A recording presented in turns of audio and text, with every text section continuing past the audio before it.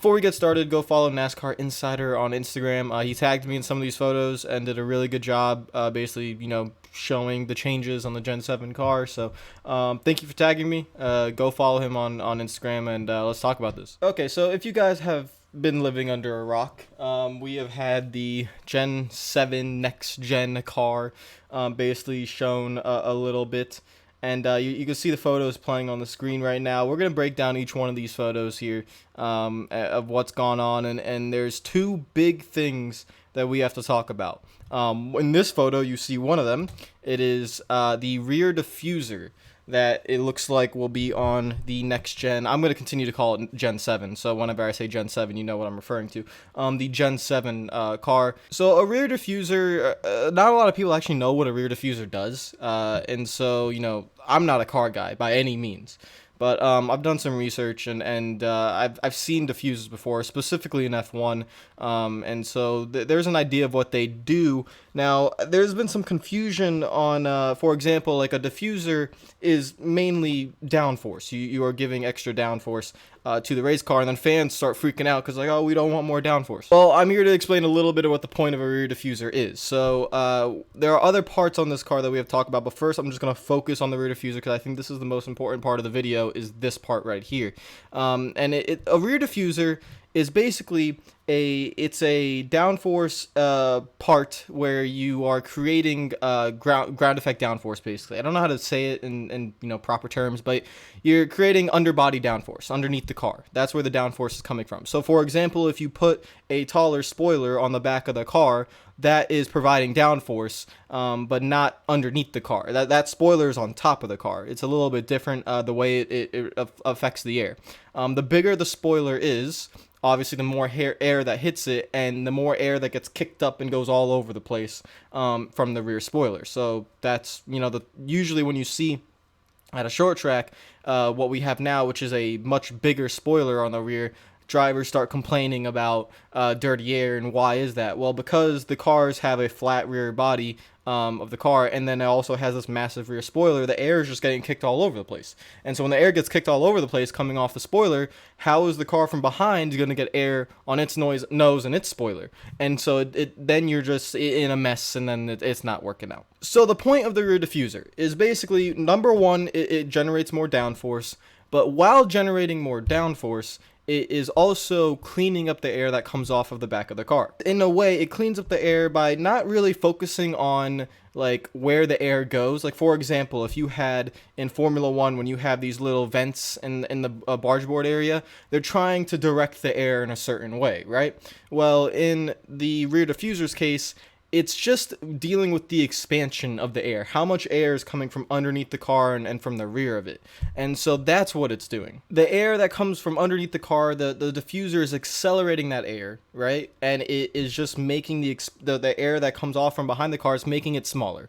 So if you make that air coming off the rear of the car smaller, basically what's happening is the car behind has more air to hit. More air to hit to the nose, more air to hit to its rear spoiler, and you clean up that dirty air effect. That's not the main point of a diffuser. It's mainly caused for, generating downforce. But it's a byproduct of that thing. So in NASCAR's purposes, like, again, I'm not a car guy, so if this sounds kind of confusing, I'm sorry. Like, I do not know much about cars. I'm just trying to learn and go on as I can. But I do know about racing. And so this is a very, very important step here in this car. Now, it's only one part. There has to be multiple parts that go in. So you guys might be wondering, well, if you're telling me this generates more downforce, we already have a ton of downforce, right? We go to a short track and we have this horsepower, but we got a ton of downforce, and everyone wants to take downforce off, right? Yes, you want to take downforce off, but in certain areas. And this is nothing new. Diffusers and everything have been around for decades, so this is nothing new.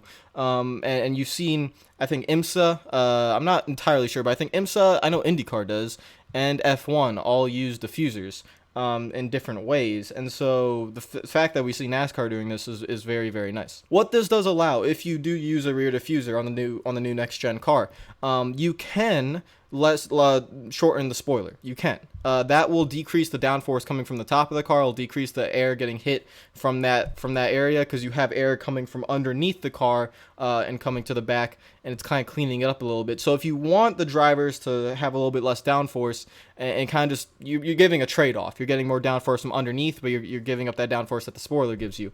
I'm expecting NASCAR to still go with a big spoiler, so I don't think that's going to happen.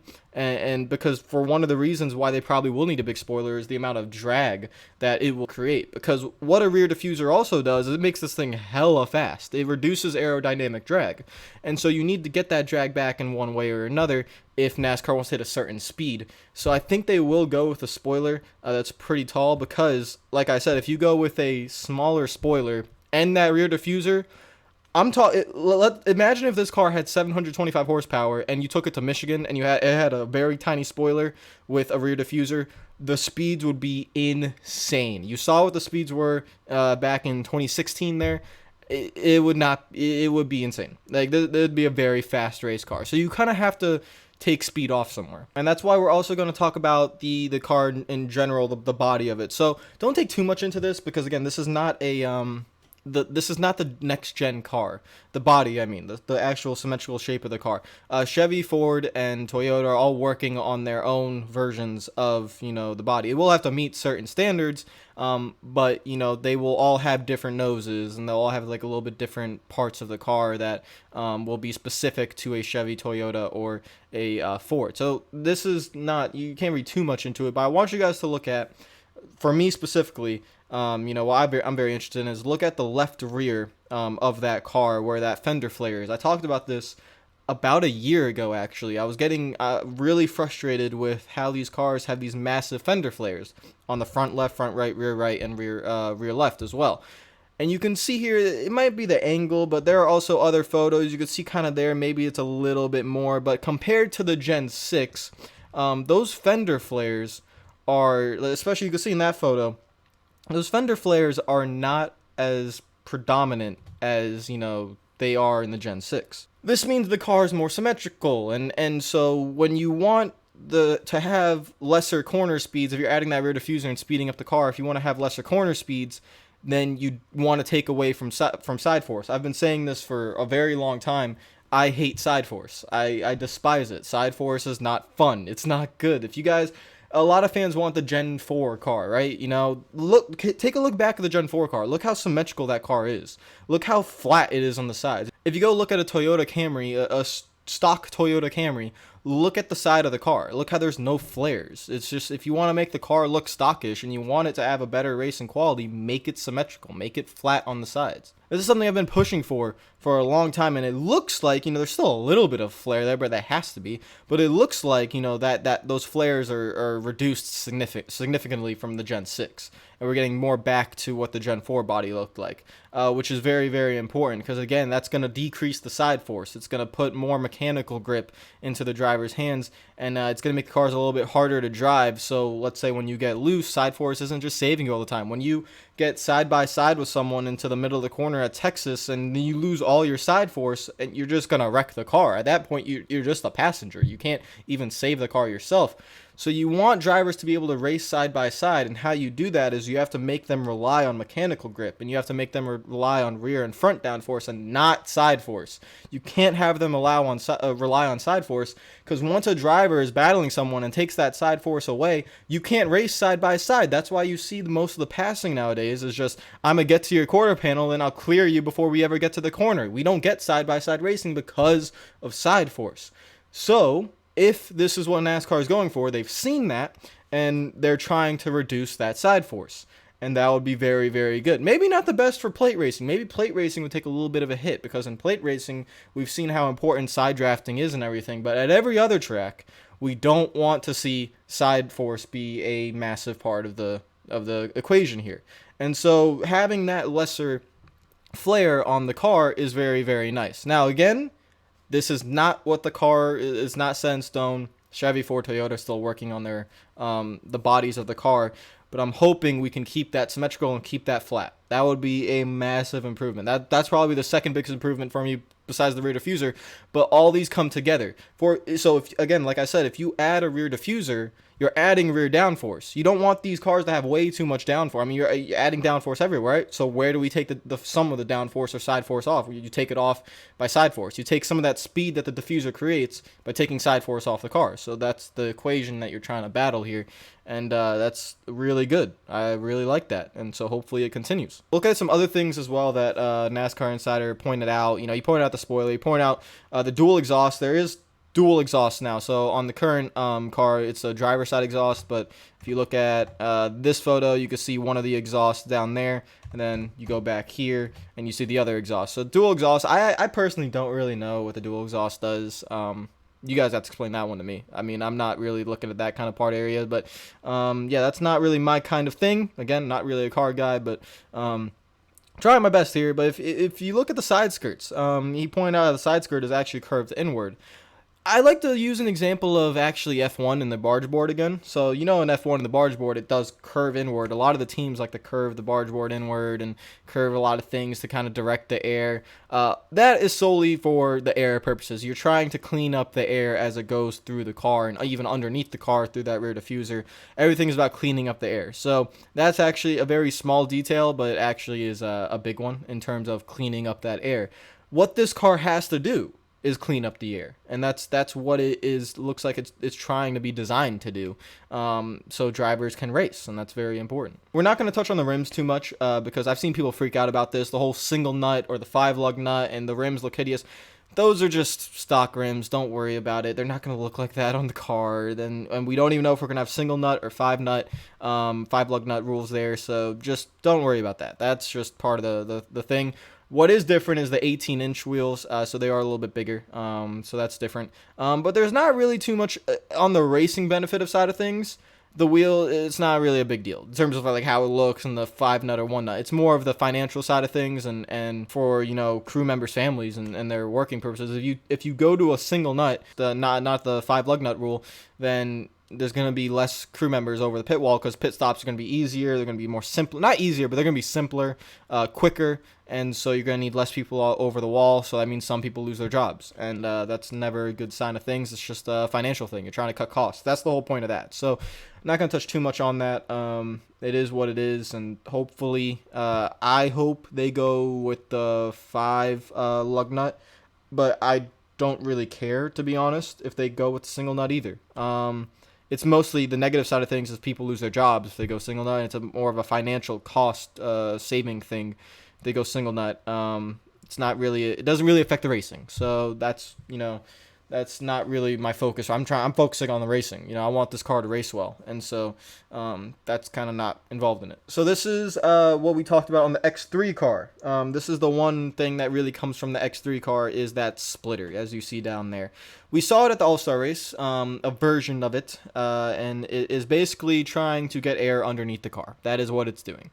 So that's the version of the splitter. You cannot seal off the entire front of your car. There is always air coming to it. So a little bit of loss of downforce there, and just overall creates a little bit better racing as you can get air to the nose of the car. And as it goes, again, as that air gets underneath the car, it's traveling underneath the car, and that's where the rear diffuser comes in, as it then accelerates that air, and then it comes off the back of the car, smaller, not as large, not as crazy all over the place. And then as the car behind is following that car, you know, it is hitting cleaner air. It's still dirty air, but in terms of percentages, much cleaner than what it's hitting with the Gen 6. So the splitter that's definitely going to be a part of the 2021 car. I think that's the one thing that's locked and loaded and sealed for 2021. You know, you can see that for a fact. They're not going to a valence.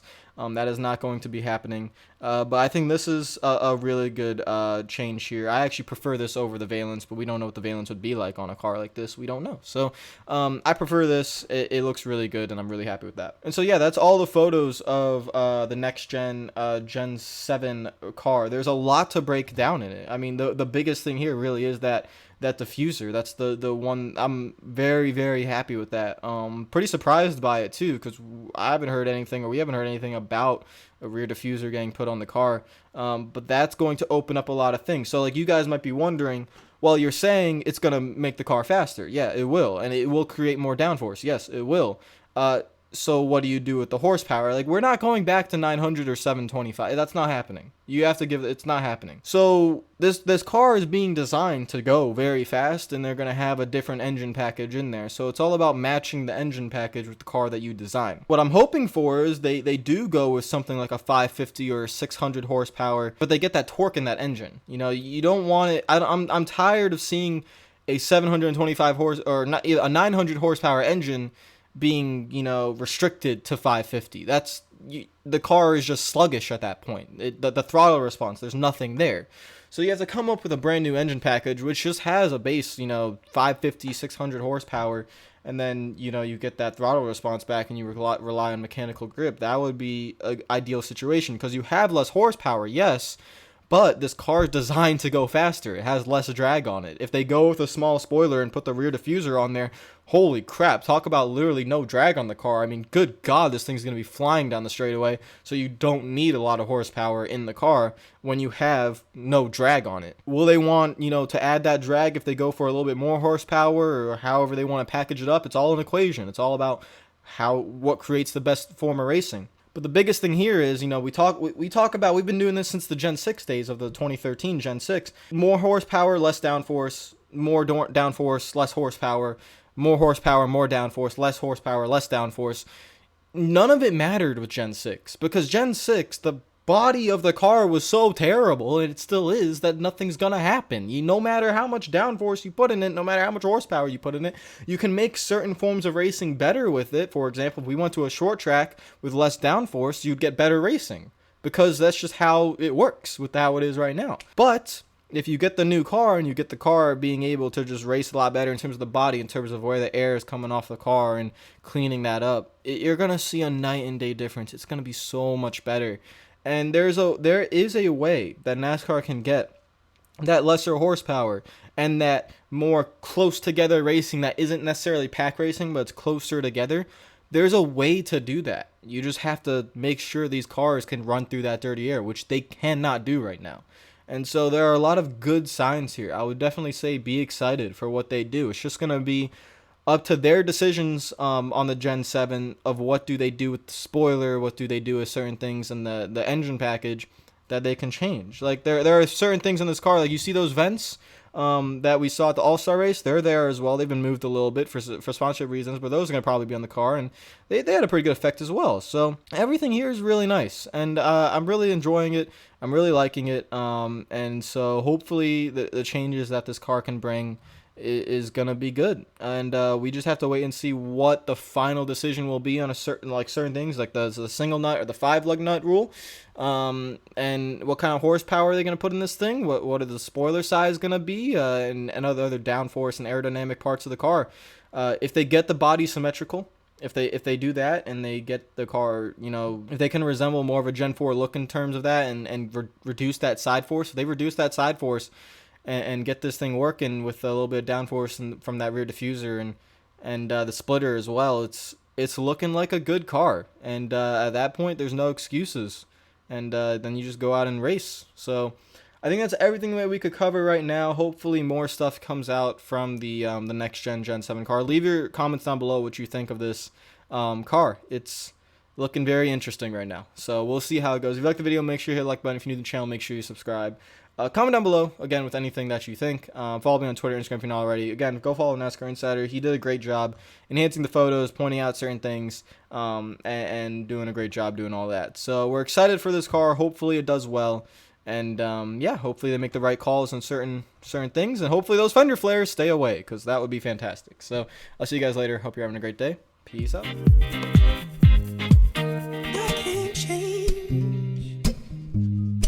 Even if I tried, even if I wanted to, and I can't change. Even if I tried, my love, she keeps me warm.